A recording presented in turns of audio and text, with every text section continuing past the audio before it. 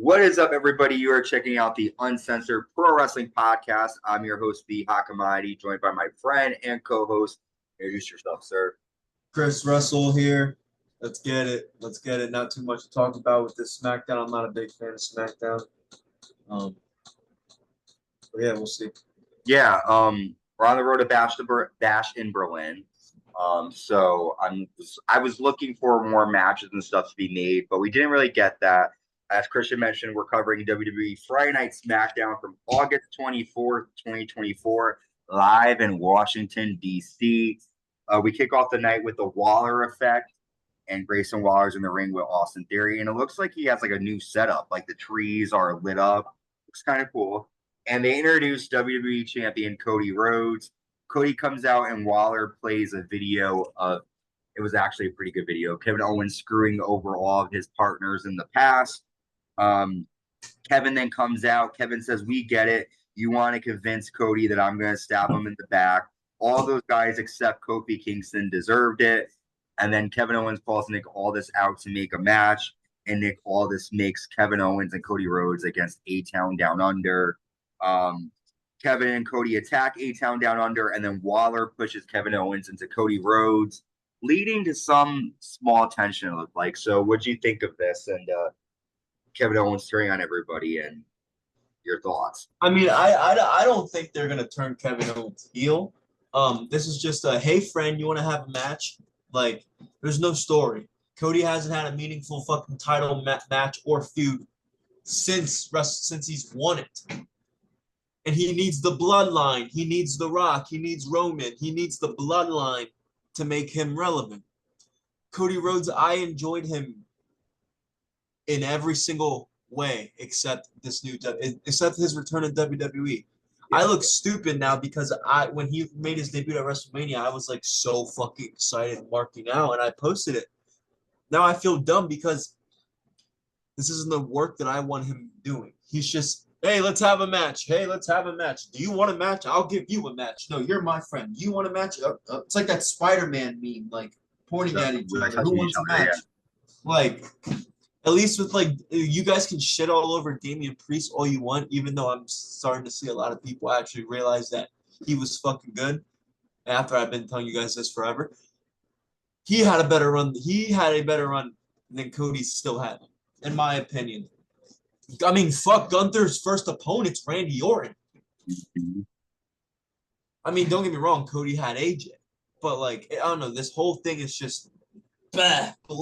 Yeah, I think if like they turn Kevin, then I feel like it would be more like, you know, you want to see what's going to happen, but because you got two baby faces who really have no reason to fight each other, you're kind of like, why is this even happening? So I get it. I kind of wish that they did more story leading up to it. We have our first match, WWE United States Champion LA Knight defending against Santos Escobar. Legado del Fantasma gets kicked out right away after they attack LA Knight before the bell. LA gets the win after a flying elbow drop and a BFT. So what do you think about LA Knight silencing Santos Escobar? San Escobar, see. I still need everybody to say that. No, sorry, I'm moving up and down. I'm trying to figure something out here. But I like Santos. I don't see him, unfortunately, getting a championship win anytime soon. Mm-hmm.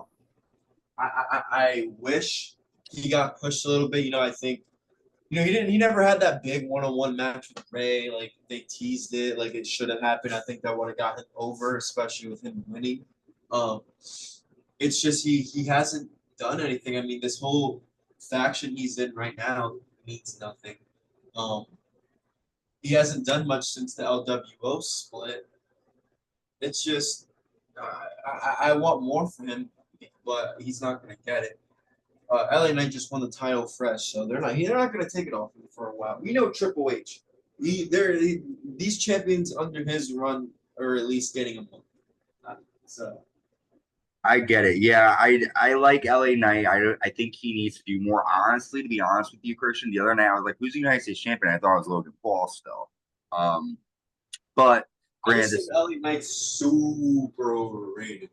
Yeah, it's kind of. I've said this for the last like 7 months now.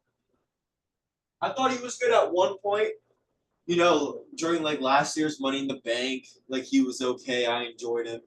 Um, I enjoyed him with the Miz, but like when he went to SmackDown and he started doing those Raw appearances, he just kind of went blah for me. And maybe it's because he doesn't have really anyone interesting to work with. I don't know. Obviously, I didn't even find his work with John Cena interesting. I fucking watched it because John Cena and Roman Reigns were involved. Of course, I'm tuning in.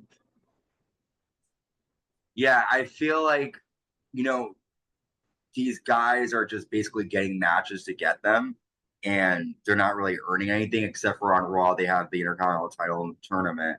Um, but yeah, SmackDown is just like, I guess you could say, land the opportunity. Whoever wants it gets it, right? Well, we then see Carmelo Hayes at the barber shop. He's talking shit about Andrade. Andrade confronts him and they get separated. And it looks like they're going to fight again next week on SmackDown. We've talked about this numerous times, how these guys have fought nonstop week after week. I do like them both, but I feel like this storyline is getting kind of old. They fought like 5 times at this point. Moving on, though, we have the women's tag team champions Alba, Fyre, and Isla Dawn teaming up with Blair Davenport to take on Naomi, Jade Cargill, and Bianca Belair. Of course, Naomi, Jade, and Bianca get the win after Naomi lands a split-legged moonsault to Blair Davenport, and Bianca, Jade get the advantage heading into Bash in Berlin. What do you think? I mean, when are they gonna fucking turn on each other? Yeah, I'm just waiting That's for all that. I really want. Like, I don't care for either of these two. Like, we're waiting for Jade Cargill to be this megastar, and they're not going to. She's not going to do that unless they pull the trigger with her and fucking Bianca already. So, and Jade needs to be the heel so she's over with the fans to start at least, because a lot of these fans know who she is now, but like when she was first, you know, not many WWE fans, casuals watch AEW. So I'm surprised that she really didn't start her ass in NXT. I'm genuinely surprised. So they don't put her, they put her on the main roster right away, but they sent Ethan Page back to fucking NXT. They were gonna put Okada in NXT if he would have signed. They were gonna put Will Ospreay in NXT if he would have signed, but they put Jade Cargill in the main roster. Mind you, we didn't see nothing from her for like the first 5 months. So I don't see where they're going with these two, especially her. This isn't good for her career. Like, I think they're gonna have to turn. I know you want Cargill to turn, but I Bianca, thought they were going to do it at SummerSlam, and I thought they were going to do it at the last international. they're gonna make Bianca turn. They have to do it, and they have to have a match at Bad Blood. I know people want WrestleMania 41, but they need one match under their belt so they have the chemistry. They can't just have this big match for the first time.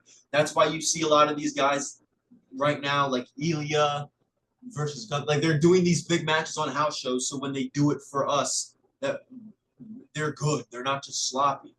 Mm-hmm.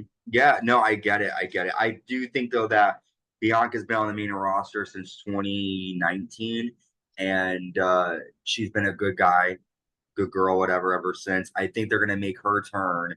Um, and I think they're trying to push Jade to be a good baby face and have Bianca be the heel. She can use her ponytail to her advantage. There's many more ways. I mean, Jade is an awesome heel, don't get me wrong. But I think that for WWE's sake, it would mean more if Bianca was the heel to kind of help push Jade Cargill up a bit more. But moving on, the Bloodline come out next. Sikoa says Roman Reigns is done. Whether it's Kevin Owens or Cody Rhodes, whoever wins the title, I got it. Next opportunity, and I'm going to bring the title back to my family and to me. There is something wrong with the tag team championships. Jacob Fatu, step up. Give me your title. As a matter of fact, give it to Tonga Loa. You can't be the champion if you're going to be my own personal enforcer. And then Jacob Fatu hugs Solo and gives Tonga Loa the tag team title. We'll talk about that after the match. We have the tag champions, the Tonga Twins. Stupid, by the way, though. It was stupid. They defeat the Street Profits after Tama Tonga hits Angelo Dawkins with a face plant.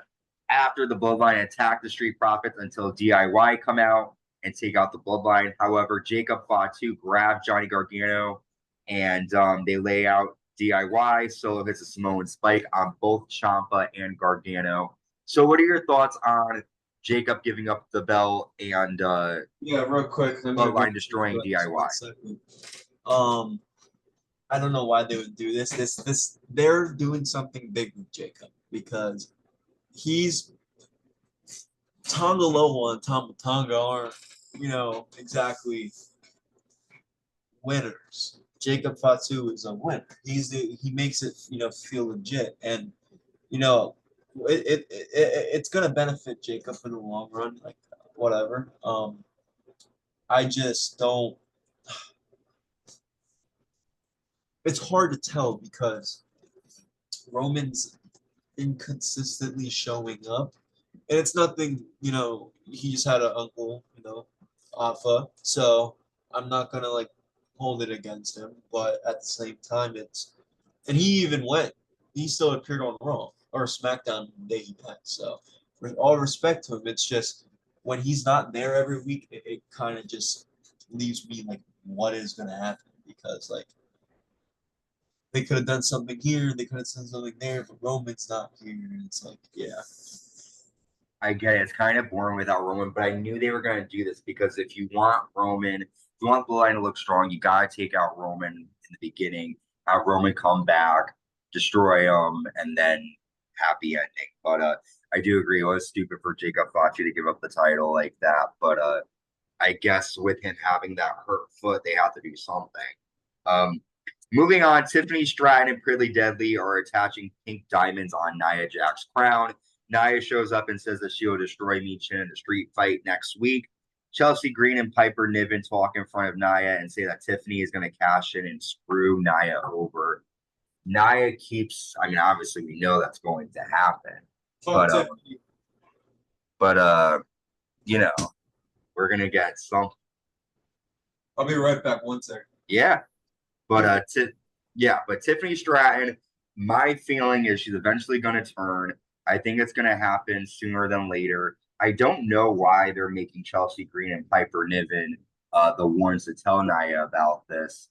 But I think at the end of the day, Tiffany's going to cash in. I think Tiffany might be the one to become the new women's champion. I don't think that Nia Jax is going to hold on to this title for a long time. I think they needed to get Bayley to lose it so that then Tiffany can win it. And I do think that Tiffany will be women's champion sooner than later. So let's move on to our main event. We've got Kevin Owens and WWE Champion Cody Rhodes taking on A-Town Down Under. This is a decent tag match, a lot of back and forth action. Kevin Owens lands a Swanton bomb to Grayson Waller, but Austin Theory breaks it up. The end comes after Cody lands a crossroads to Theory, and then Kevin hits a pop-up power bomb to Grayson Waller to get the victory. And surprisingly, SmackDown goes off the air without Kevin Owens turning on Cody Rhodes. There really is no story for this match aside from Cody just thinking Kevin deserves a title shot. Kevin hasn't done anything significant. He even said that in his promo a couple weeks ago that he felt like he himself didn't deserve a title shot. I don't know where they're going with this story. Maybe Kevin will turn next week, but I have a feeling that as of right now, we're just going to get a basic match between Kevin Owens and Cody Rhodes at Bash in Berlin. And I do think it will be a good match, but I just don't feel like I care enough for it for me. Like, oh my God, I can't wait to tune in and see it. So that's my take on that specific match. And specific match? Kevin Owens and Cody Rhodes. I was just saying how I feel like it'll be a good match, but without Owens turning, there really is no story, and I'm not necessarily looking forward to seeing it on the show. Oh, I agree. Again, it's just I can't take the storyline. I don't know who to root for. You know what I'm saying? Like it's been a consistent. Like you might be able to have this argument with like CM Punk and Drew McIntyre, right? To where we don't know who to cheer for. It seems like both are playing whatever. Okay, but think about it like this, right? Cody Rhodes and Kevin Owens, there's two clear baby faces, at least with CM Punk and Drew. Punk or Drew's taking Punk's taking Drew's moment. Punk won't give him the bracelet back. Like there is a clear baby face in him. like with Kevin Owens and Cody, like it's not. Like I just can't take it serious. There's like really no person that you're rooting for because it's kind Right, of exactly. Like, reason.